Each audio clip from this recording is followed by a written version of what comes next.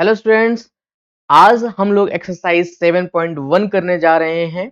आज का हमारा इंटीग्रल का सेकंड लेक्चर है। ये लेक्चर सीरीज क्रैश कोर्स है क्लास 12 सीबीएसई बोर्ड के लिए। ऑलराइट, लास्ट लेक्चर में हमने आपको सिखाया था कि कैसे हम किसी भी इंटीग्रल को सॉल्व करते हैं, जिसमें मैंने फर्स्ट मेथड मैंने एक्सप्लेन कर दिया था। फर्स्ट मेथड यानी कि the method used as the inverse method of differentiation या फिर कह सकते हैं मेथड ऑफ इंस्पेक्शन। जैसा कि आप देख पा रहे होंगे यहाँ पे क्या लिखा है, मेथड ऑफ इंस्पेक्शन के द्वारा आपको इसकी वैल्यूज को पता करना है। क्वेश्चन नंबर 1 to 5 तक के जितने क्वेश्चंस हैं, ध्यान से रखिएगा, क्वेश्चन नंबर 1 से लेकर 5 तक के जितने क्वेश्चंस हैं, इन सारे क्वेश्चन को मेथड ऑफ इंस्पेक्शन के मेथड से करना है। मींस मेथड ऑफ इंस्पेक्शन में वापस से रिपीट कर देता हूं क्या होता है।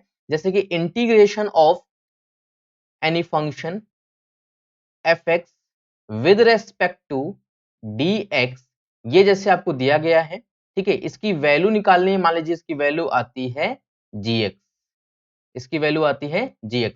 अब हम मेथड ऑफ इंस्पेक्शन कैसे यहाँ अप्लाई कर सकते हैं, ऐसे अप्लाई कर सकते हैं कि हमारा जो fx है, ये fx gx का ही क्या रहा होगा, डेरिवेटिव रहा होगा। क्या रहा होगा, डेरिवेटिव, यानी कि derivative of gx that is given by g dash x and it is fx।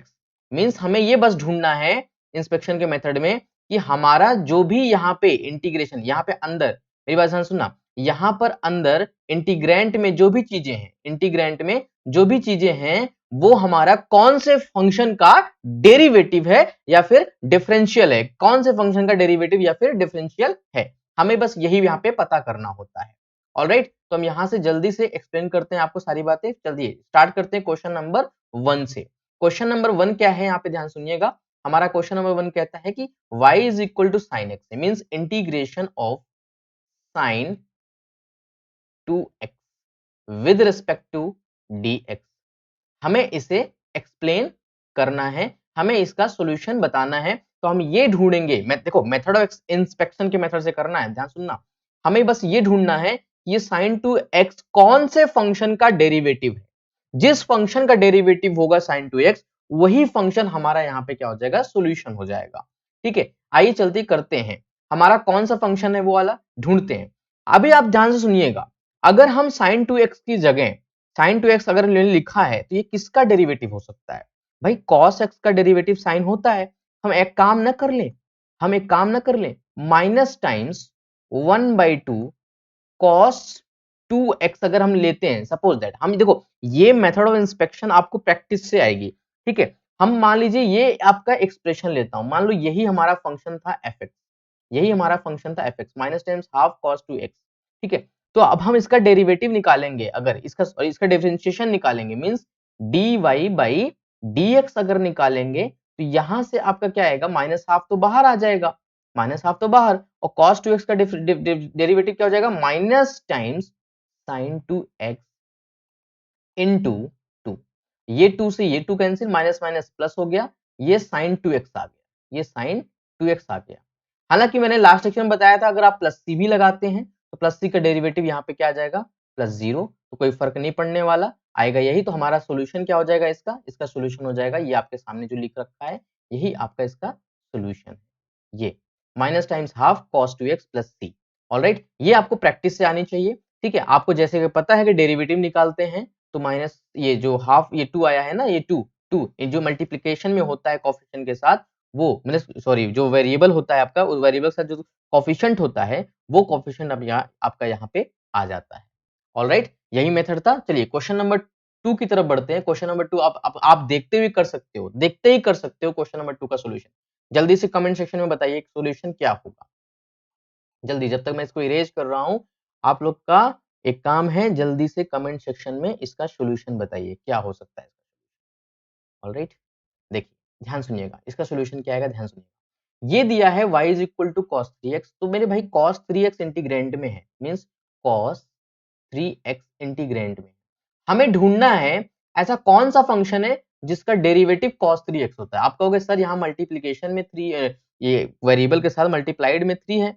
अब ये 3 जो है हमारा बाहर आना चाहिए, ये 3 हमारा क्या होना चाहिए, बाहर निकलेगा जब डेरिवेटिव होएगा, तो वो कैंसिल आउट नजर आ रहा है, यहाँ पे कुछ है ही नहीं। इसका मतलब है कि पहले से कोएफिशिएंट में 1/3 रहा होगा। ठीक है। और कॉस किसका होता है, साइन का डेरिवेटिव होता है, किसका होता है, साइन का, 1/3 साइन 3x, ये हो गया। हमसे हमेशा सिखाया कि प्लस सी लगा के रखना, ये आपका सोल्यूशन हो गया, ठीक है। ये आपका इसका सोल्यूशन हो जाता है। ऑलराइट, कोई दिक्कत यहां तक किसी बच्चे को दिक्कत है? नहीं। तो आप कहोगे सर क्या बोर्ड में मुझे ऐसे ही करना है? कहोगे क्या सर बोर्ड के एग्जाम में मुझे ऐसे ही लिखना है क्या? नहीं बच्चे, ऐसे लिखना नहीं है, आपको तो मैं बस समझा रहा हूँ कैसे करना है, ठीक है। बाकी कैसे लिखना है मैं वो लिख के दिखा देता हूँ, how to solve it. Board के एग्जाम में कैसे आपको सॉल्व करना है वो मैं समझा देता हूँ, कैसे सॉल्व, ध्यान सुनना। ऐसे लिखेंगे आप, द एंटी डेरिवेटिव, मैं जैसे जैसे लिख रहा हूँ वैसे लिखना है, ठीक है। The anti derivative, anti derivative मतलब होता है डिफरेंशियल, ठीक है। द एंटी डेरिवेटिव या फिर integral of cos 3x of cos 3x is a function, is a solution में ऐसे लिखेंगे आप लोग, ठीक है, एग्जाम में। बाकी ये बार बार मैं लिख के नहीं दिखाऊंगा क्योंकि लिख के दिखाने में बड़ा टाइम जाएगा। आप लोग इसको फॉर्मेट आप समझ लीजिए कैसे बनाना है, सॉल्व करने का तरीका मैं सिखा दूंगा आपको, वहां पे जाके फॉर्मेट में इसी फॉर्मेट में बनाना है। Is a function of x, is a function of x whose derivative, whose derivative, whose derivative is a cos 3x, whose derivative cos 3, आ लगाने की जरूरत नहीं है यहाँ पे, is cos 3x, whose derivative is cos 3x, ठीक है। we know, we know that, हम लोग जानते हैं भाई, सिंपल सी बात है। देखो जो हमने सॉल्यूशन बताया ना, वो सॉल्यूशन को आपको अपने वर्ड्स में एक्सप्लेन करके लिखना ही फॉर्मेट होता है, ठीक है, एक्सप्लेन करके लिखना। we know that d by dx of sin 3x, d by dx of sin 3x is equals to thrice of sin 3x, thrice of sin 3x, ये हो गया यहाँ पे, कोई दिक्कत यहाँ तक नहीं। we get, we get, we get, we get cos 3x, we get cos 3x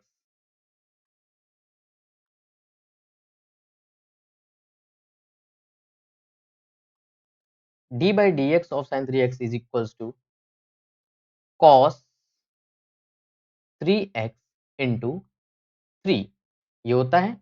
now we get, we get cos 3x is equals to 1 upon 3 times, 1 upon 3 times d by dx of sin 3x, ठीक है, d by dx of sin 3x।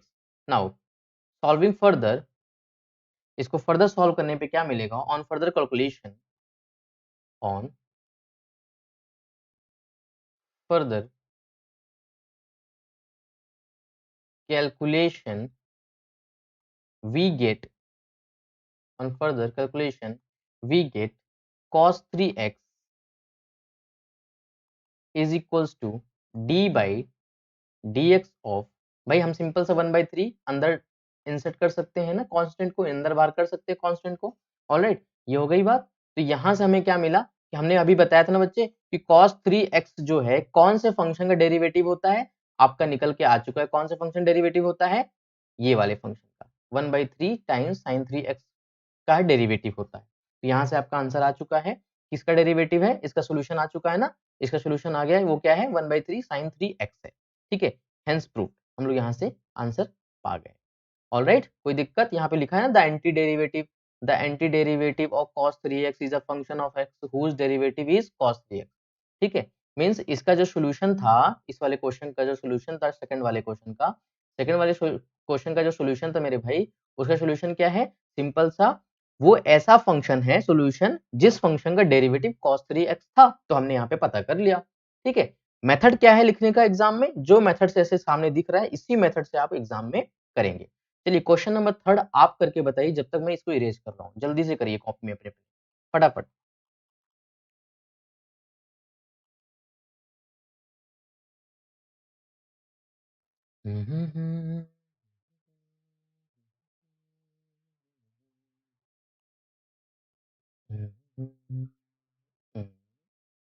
Erase हो गया, हो गया, चलो जल्दी से आप लोग को करके बताओ भाई, करके बताओ। मैं इसका इसका थोड़ा सा कलर चेंज कर लेता हूँ अपनी सुविधा के अनुसार, ब्लैक, क्योंकि मेरे पास ब्लैक पेन नहीं है। चलिए, तो ब्लैक पेन स्कूल में तो है नहीं, बगल वाले से मांग सकते हैं भाई, है ना। चलिए, तो यहाँ से हम करेंगे अब अगला question, question number third. Question number third कह रहा है कि हमारा फंक्शन है e की पावर 2x, यानी कि इंटीग्रेंड बन चुका है e की power 2x with respect to dx। अब ध्यान सुनना, इसका सॉल्यूशन क्या होगा मेरे भाई, इस इंटीग्रेंड का सॉल्यूशन क्या होगा, मींस इसका जो इंटीग्रल है, ये जो इंटीग्रल है या फिर एंटी डेरिवेटिव है, इसका सॉल्यूशन क्या होगा, एक ऐसा फंक्शन जिसका डेरिवेटिव क्या था, ये था e की पावर 2x। ढूंढो ऐसा कौन सा फंक्शन।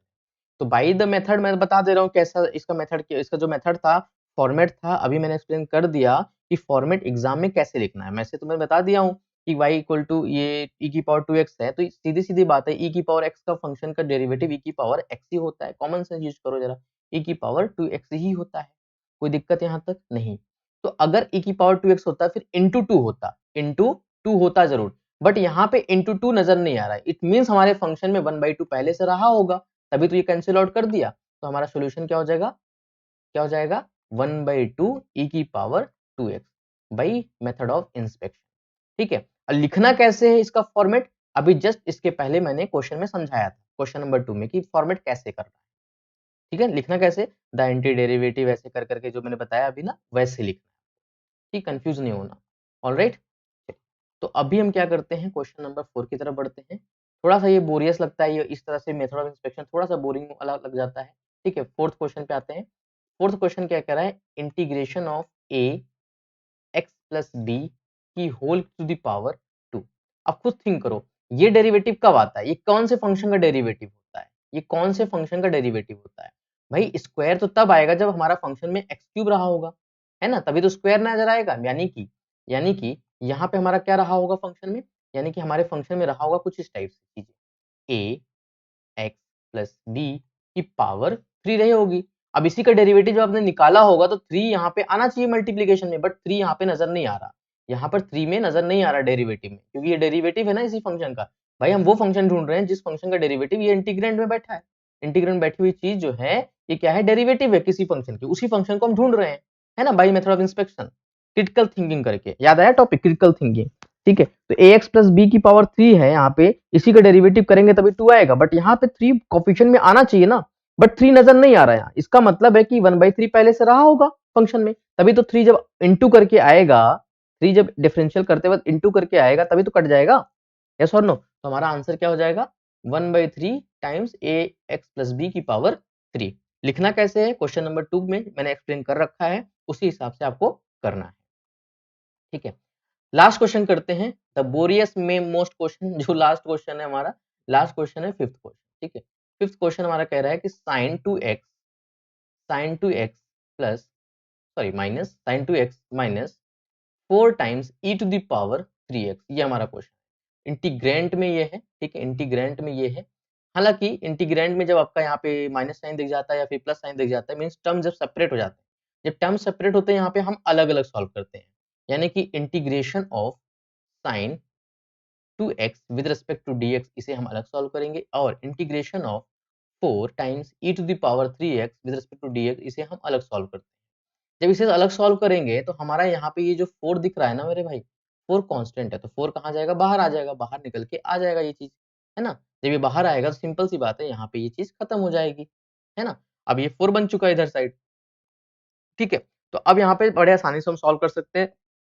e की पावर 3x कौन से फंक्शन का डेरिवेटिव होता है, अभी जस्ट इसके पहले मैंने कराया था। e की पावर 2x का एग्जांपल लेके सिंपल सी बात है, e की पावर x का डेरिवेटिव e की पावर x ही रहता है, मींस e की पावर 3x का डेरिवेटिव e की पावर 3x ही रहेगा। बट यहाँ कोफिशिएंट में 3 है ना, तो कोफिशिएंट में 3 है तो 3 मल्टीप्लाइड में आता, बट यहाँ नजर नहीं आ रहा, इसकी वजह से यहाँ पे क्या रहा होगा, 1/3 रहा होगा।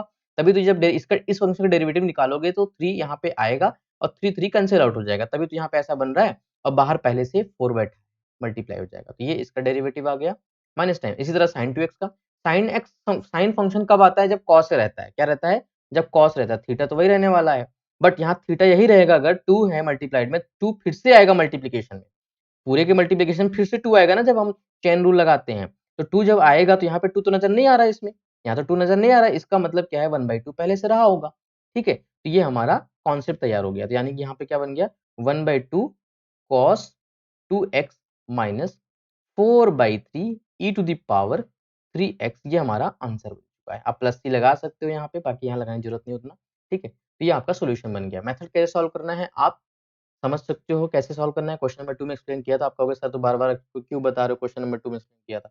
मेरे भाई कभी-कभी क्या होता है, बच्चे क्या करते हैं सीधा स्किप कर देते हैं डायरेक्टली, ठीक है। तो हम यहाँ पे बार-बार इसलिए बता रहे हैं, ठीक है। चलो अब आ गया मजेदार क्वेश्चन, मीन्स अब ये बोरिंग वाला चीजें ना खत्म हो गई, इंस्पेक्शन वाली जो मेथड है ना ये खत्म हो गया। अब हम करेंगे क्वेश्चन नंबर 6 से डायरेक्ट, वो भी मेथड हमारा जो मेन है, ठीक है, मेन जो मेथड है उससे करेंगे। अब ये मजा आएगा, अब आपको मजा आएगा, अब आपको मजा आएगा। सरदार नहीं, मोगेम्बो खुश हुआ, मोगेम्बो खुश हुआ। Question number 6, question number 6, question number 6 कहता है integration of 4 times e to the power 3x plus 1 with respect to dx। चलो अब यहाँ पे हम फॉर्मूला लगाना स्टार्ट करें। हमारा फॉर्मूला क्या कहता है, इससे पहले मैं करूं उससे पहले मैं आपको एक चीज बता दूं। कभी भी अगर किसी फंक्शन में ए इंटीग्रेशन इस टाइप की दी गई है, अगर F dash A X plus B with respect to D X, हालांकि ये अगर डैश लगा है इसका मतलब क्या है कि ये इसका इस फंक्शन का डेरिवेटिव, क्योंकि इसी फंक्शन का डेरिवेटिव ये वाला होता है भाई। इंटीग्रैंड में जो बैठा होता है वो किसी न किसी फंक्शन का डेरिवेटिव होता है। वो फंक्शन कौन है, यही इसी फंक्शन डेरिवेटिव निकालोगे तो डैश करके आएगा, यस और नो, ठीक है। तो अभी जैसे कि हमने इंस्पेक्शन के मेथड में पढ़ा था, इंस्पेक्शन के मेथड से हम यहाँ के कॉन्सेप्ट नहीं निकाल सकते। यहाँ मल्टीप्लाइड में ए है, जैसे कि ये फंक्शन का डेरिवेटिव ये रहा होगा तो यहाँ पे ए मल्टीप्लाइड में आता, बट यहाँ मल्टीप्लाइड में नहीं है। देखो डेरिवेटिव में मल्टीप्लाइड में यहाँ पे नहीं है, इसका मतलब क्या हो गया कि यहाँ पे 1/a भी होता है, यानी कि हम क्या करेंगे इनटू 1/a जरूर करेंगे। अब से याद रखना ये चीज, यानी कि अब से हम ये चीज कर सकते हैं कि जैसे कि sin 2x है, ये हम फॉर्मुलाइज कर रहे हैं, मींस अगर फॉर्मूले से सॉल्व करना है तो by the method of inspection नहीं आएगा, बट मेथड ऑफ इंस्पेक्शन से ही हमारा फॉर्मूला डेवलप होता है, जैसे कि मैंने जो है लेक्चर नंबर 1 में बताया था। देखिए जैसे ये इंटीग्रेशन ऑफ sin 2x है, इसी फॉर्मेट का है ना, इसी फॉर्मेट का। तो आप कहोगे साइन आता है कॉस का रहता है तब, तो cos 2x लिख लिया, फिर इनटू इनटू इनटू 1/a, यानी कि 1/2 भी करना है।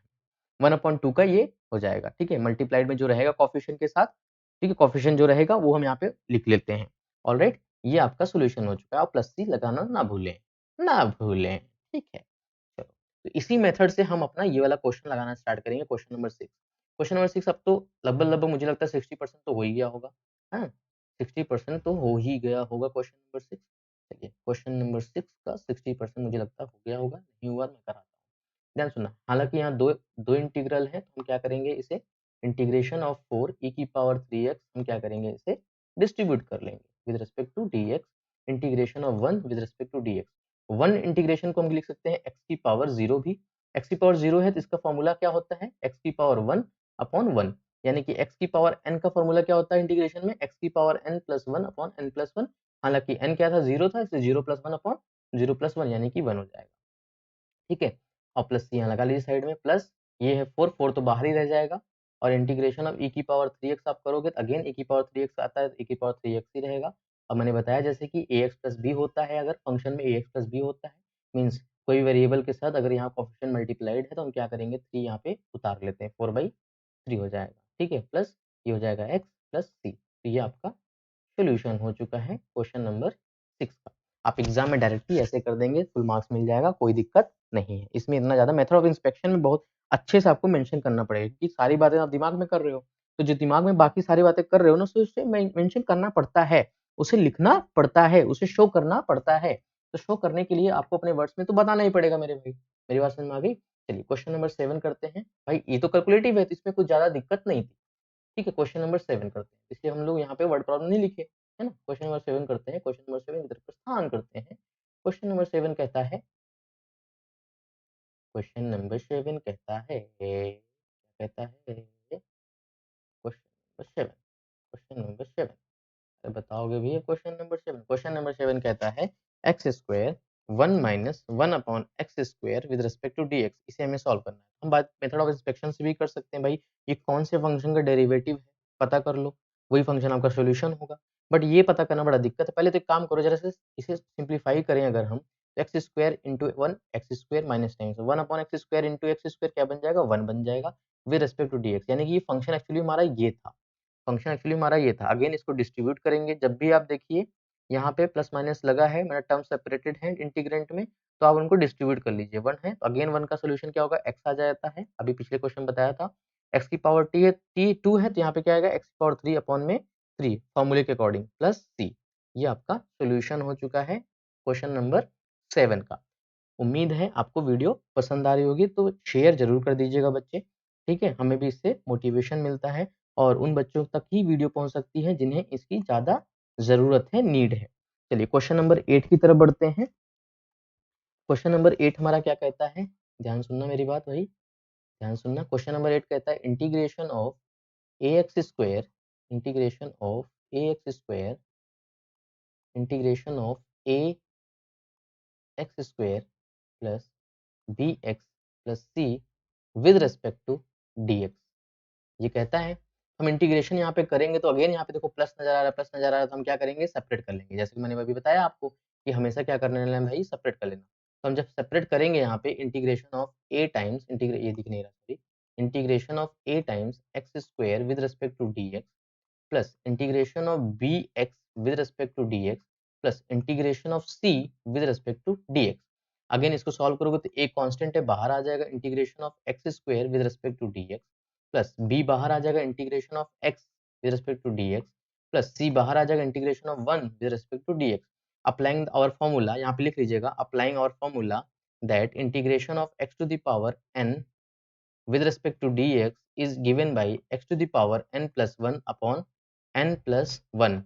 ऑलराइट, तो हम यहाँ पे ये करेंगे तो क्या आएगा, यहाँ पे आंसर एक ए आएगा और यहाँ पे क्या आएगा, x की पावर 3 अपॉन में 3 प्लस यहाँ पे आएगा आपका b x की पावर 2 अपॉन में 2, यहाँ से आएगा सी x और एक आर्बिट्री कांस्टेंट d डाल लीजिए d। ये आपका सोल्यूशन आ गया क्वेश्चन नंबर 8 का। क्वेश्चन नंबर 9 ट्राई कीजिए।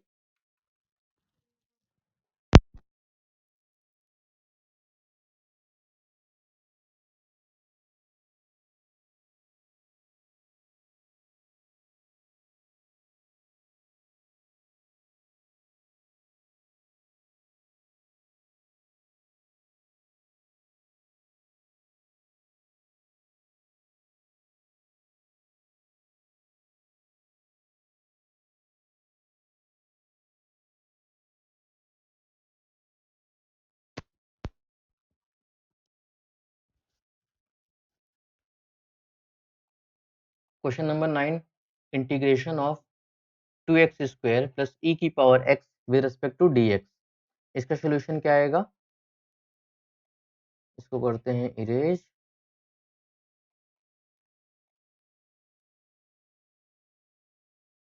इरेज करने के बाद आएगा क्वेश्चन नंबर 9। क्वेश्चन नंबर 9 आ गया, integration of 2x square plus E to the power x with respect to dx।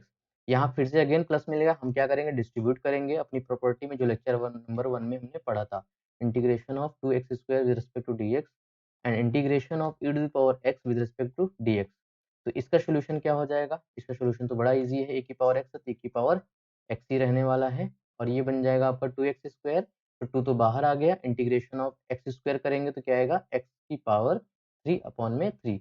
आप जो भी यहाँ पे प्रॉपर्टी लगाई, जब भी जो भी फॉर्मूला लगाइएगा यहाँ ब्रैकेट में जरूर लिख लीजिएगा, मेंशन कर लीजिएगा कि आपने क्या फॉर्मूला लगाया है। ऑलराइट, यहाँ प्लस सी भी मेंशन कर लीजिएगा। तो ये जो आपका आंसर आया है, ये आंसर आ गया किसके लिए, क्वेश्चन नंबर 9 के लिए। ऑलराइट, अभी करते हैं क्वेश्चन नंबर 10। क्वेश्चन नंबर 10 करते हैं पहले, फिर आपको और भी बातें एक्सप्लेन की जाएगी।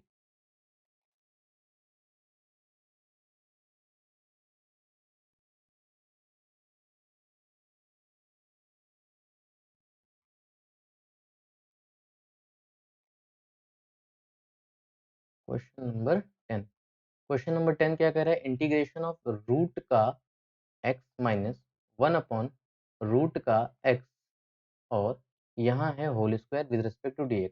देखो भाई सिंपल सी बात है, इंटीग्रेशन में अगर इंटीग्रेंट में अगर जो है आपका पावर जितना ज़्यादा रहेगा उतना कॉम्प्लिकेशन बढ़ेगा। तो हमको, हमारा मकसद क्या होना चाहिए कि इस पावर को इवेल्युएट कर लें, यानी कि इस पावर को ओपन कर लिया जाए। इसे हम जब ओपन कर लेंगे तो ओपन करने पे हमें वैल्यूज क्या मिलेगा, यहाँ पे ध्यान सुनना, वैल्यूज क्या मिलेंगी, पहली वैल्यू मिलेगा ओपन करते ही हमें, क्योंकि ये a है, ये b है, a माइनस बी का होल स्क्वायर करेंगे तो क्या मिलता है, a का स्क्वायर यानी कि x, फिर माइनस टाइम्स b का स्क्वायर यानी कि 1 अपॉन x, फिर sorry plus times 1 upon x आएगा, फिर यहाँ minus times 2 times A B करेंगे, 2 टाइम्स ए बी करेंगे तो माइनस का 2 आएगा, ठीक है।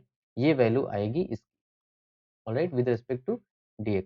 अब हम क्या करेंगे, इसे फिर से डिस्ट्रीब्यूट करेंगे, इंटीग्रेशन ऑफ x करेंगे plus integration of 1 upon x करेंगे और minus times twice of integration of 1 dx करेंगे, या फिर सीधा 2 ही लिख लीजिए, इसमें कोई दिक्कत नहीं है, इसमें कोई आपत्ति नहीं है। इसे आप इंटीग्रेशन ऑफ 2 भी कर सकते हैं, integration of twice of dx भी करके लिख सकते हैं। ये मैंने शॉर्टकट बनाया इसलिए ताकि आपको 1 का dx का आपको पता ही है, 2 बाहर निकाल लिया, 1 बचा अंदर, ऐसे करके, ठीक है। तो यहाँ क्या आएगा, applying the rule, x square upon में 2 आएगा प्लस 1 अपॉन एक्स है तो क्या आ जाएगा, लॉग मॉड में एक्स आएगा, ये आपको रूल पता ही है फॉर्मूला, इसका क्या आएगा, ट्वाइस ऑफ एक्स आएगा और प्लस का सी लिख लीजिए, कांस्टेंट, ठीक है। ये आपका सॉल्यूशन बन जाएगा क्वेश्चन नंबर 10 का।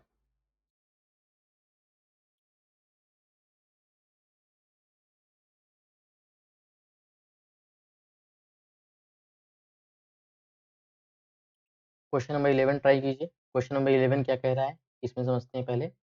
इसमें नया कॉन्सेप्ट आएगा, ठीक है। जितने फॉर्मूले लगाइएगा वो ब्रैकेट में जरूर लिख लीजिएगा, साइड में, राइट हैंड साइड में, ठीक है, जहाँ रफ कॉलम बनता है उसके बगल में, कि हमारा ये हमने फॉर्मूला कैसे किया। एक स्टेप से अगले स्टेप में बढ़िएगा तो एग्जामिनर को मालूम होना चाहिए, अगर कोई फॉर्मूला लगा रहे हैं, प्रॉपर्टी लगा रहे हैं तो वो मेंशन जरूर करना है, ठीक है। ये क्वेश्चन नंबर 11 आएगा आपका, integration of x cube plus times 5x square minus times 4 upon में x square with respect to dx।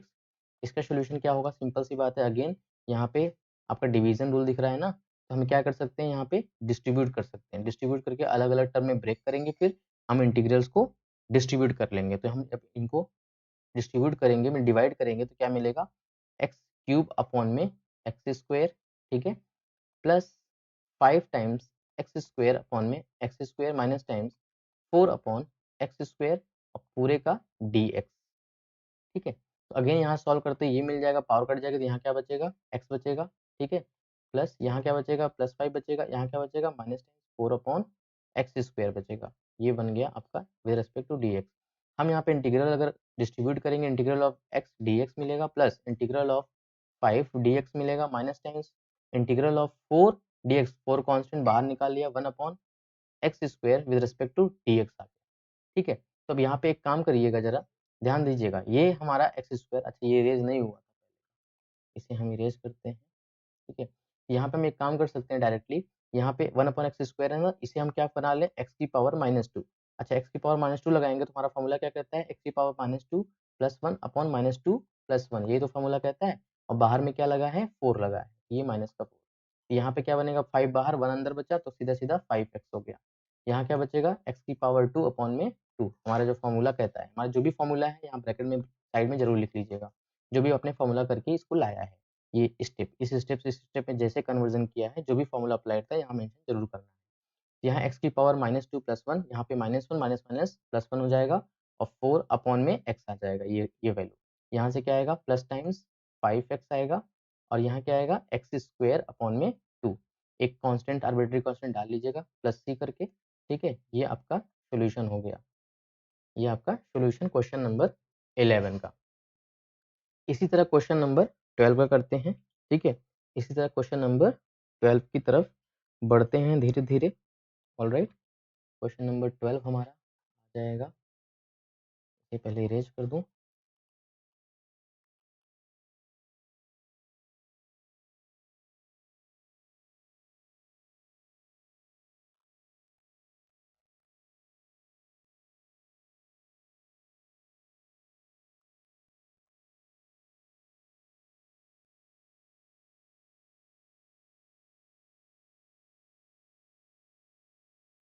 हमारा क्वेश्चन नंबर 12 कहता है, क्वेश्चन नंबर 12, क्वेश्चन नंबर 12 कहता है integration of x to the power 3 plus 3 times x plus 4 upon में square root of x with respect to dx। ये हमारा question number 12 है। Question number 12 का मतलब यही हो गया, ध्यान सुनिएगा। अब यहाँ पे रूट एक्स है, रूट एक्स को आप लिख सकते हैं एक्स की पावर 1/2 अब जरा सॉल्व करेंगे इसे तो क्या मिलेगा, डिस्ट्रीब्यूट करने डिवाइड करेंगे, इस चीज को डिवाइड करने पे क्या मिलेगा, ऑन डिवाइडिंग। अब स्टेप बाय स्टेप करना है, हालांकि आप इसको अप लिख सकते हैं आराम से, ठीक है। तो integration of x cube upon root X, है ना, X cube upon root X plus 3 times X upon root X plus 4 upon root X. और रूट एक्स की वैल्यू क्या होती है, अभी बताया, एक्स की पावर 1/2 होती है, तो 1/2 ऊपर जाएगा तो -1/2 हो जाएगा। हम यहाँ, हमारा यहाँ पे क्या हो जाएगा, डिवाइड, एक्स की पावर क्या आ जाएगी यहाँ पे 3 माइनस 1/2 यानी कि 2.5, यानी कि पावर क्या हो जाएगी 2.5, यानी कि 2.5 यानी कि 5/2 हो जाएगी, ठीक है। प्लस प्राइस ऑफ एक्स की पावर 1/2 बचेगा, एक्स की पावर 1/2 बचेगा, प्लस यहाँ से क्या आएगा 4, ऊपर डिवाइड होगा, सिंपली बात क्या आएगा 4 टाइम्स यहाँ एक्स की पावर माइनस हाफ करके रह जाएगा, ठीक है। ये हो गई इतनी बात, कोई दिक्कत है यहाँ तक। अगेन हम क्या करें, अगर यहाँ पे सिंपली यहीं पे हम डिस्ट्रीब्यूट कर दें इंटीग्रेशन को, इंटीग्रल्स को अगर यहीं पे हम डिस्ट्रीब्यूट कर देते हैं, कोई तकलीफ तो होने वाली नहीं है आप लोगों को, ठीक है। इंटीग्रेशन देखा मैंने, डिस्ट्रीब्यूट कर दिया, ये इसकी वैल्यू क्या बन जाएगी, एक्स की पावर 7/2, हम 1 ऐड करेंगे ना, अपॉन 7/2, तो क्या बन जाएगा 2/7 हो जाएगा नीचे, जब नीचे 7/2 आएगा तो वो 2/7 हो जाएगा। यहाँ क्या आएगा 3 बाहर, 3 बाहर, एक्स की पावर 1/2 में ऐड करेंगे 1, क्या बनेगा 3/2, और नीचे क्या आएगा 3/2, तो 2 हो जाएगा ऊपर मल्टीप्लीकेशन में, और नीचे आएगा 3, ठीक है। तो 3 से 3 कैंसिल, बचा क्या 2, 4 बाहर, यहाँ बचेगा क्या, एक्स की पावर -1/2 में +1 करेंगे तो हाफ आएगा, और हाफ नीचे आएगा तो इंटू 2 हो जाएगा, ठीक है। और प्लस का सी, यहाँ से क्या आ गया 2/7, एक्स की power 7/2 plus twice of x की पावर 3/2 प्लस 4 टू ज़ा 8 एक्स की पावर 1/2 प्लस सी। यहाँ तक भी लिख के छोड़ सकते हैं, बाकी और सिंप्लीफाई अगर करना चाहें तो और भी सिंप्लीफाई कर सकते हैं, ठीक है। रूट की वैल्यू कर सकते हैं, इसको डिवाइड करके कर सकते हैं, तो क्या आएगा 2/7, यहाँ इसको डिवाइड करेंगे 3 टाइम्स जाएगा पावर में, कितने टाइम्स जाएगा 3 टाइम्स जाएगा पावर में ना, तो इसको हम कर सकते हैं कि एक्स की पावर थ्राइस टाइम्स पूरी टाइम जा रहा है, 3 टाइम्स, है ना, 3 टाइम्स पूरा जा रहा है, तो इसे हम लिख सकते हैं ऐसे, एक्स की पावर 3 एंड 1/2, कैसे लिखते हैं 3 प्लस 1/2 करके। तो 3 प्लस 1/2 लिखने का मतलब क्या है, इसको हम ऐसे भी मेंशन कर सकते हैं, एक्स की पावर 3 इंटू एक्स की पावर 1/2, और 1/2 रह जाएगा, ठीक है, एक्स पावर 3 बाहर आ जाएगा। तो ऐसे ही यहाँ पे भी कर सकते हैं, ऐसे यहाँ पे भी कर सकते हैं, ऐसे यहाँ पे भी कर, बाकी यहाँ तक भी अगर आपने लिख दिया है तो भी यहाँ पे आंसर माना जाएगा, कोई दिक्कत नहीं है, ठीक है। क्वेश्चन नंबर 13, क्वेश्चन नंबर 13 की तरफ बढ़ते हैं, और बढ़ने से पहले हम क्या करेंगे, अब क्वेश्चन नंबर 13 से लेकर क्वेश्चन नंबर 22 तक हम लोग करेंगे नेक्स्ट डे सॉल्व करेंगे, ठीक है। आज के लिए बस इतना ही रखते हैं, बाकी क्वेश्चंस आप लोग खुद से ट्राई कीजिएगा, बाकी नहीं आएगा तो हम तो कराएंगे। एक्सरसाइज 7.1 चल रहा था, एक्सरसाइज 7.1 का सेकंड लेक्चर आएगा, यानी कि ओवरऑल इंटीग्रल का थर्ड लेक्चर आएगा कल। आज के लिए इतना ही, धन्यवाद, बाय बाय।